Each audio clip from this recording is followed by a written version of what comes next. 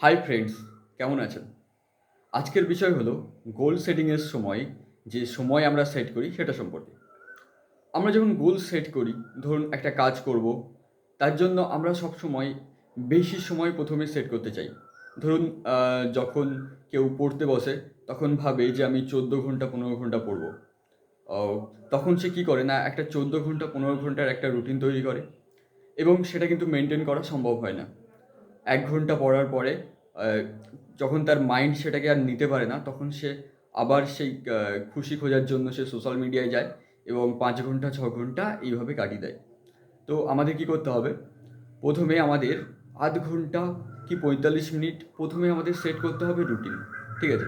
এবার ওটাকে আমার আ ৭ দিন কি ১০ দিন ওটাকে কন্টিনিউ করতে হবে। মানে ০.৫ ঘন্টা ৪৫ মিনিট কন্টিনিউ ৭ থেকে ১০ দিন পড়তে হবে। তারপরে যখন আমাদের অভ্যেস তৈরি হয়ে যাবে, মানে হ্যাবিট তৈরি হয়ে যাবে, তখন ধীরে, ধীরে আমরা আমাদের যে সময়কে ইনক্রিজ করব।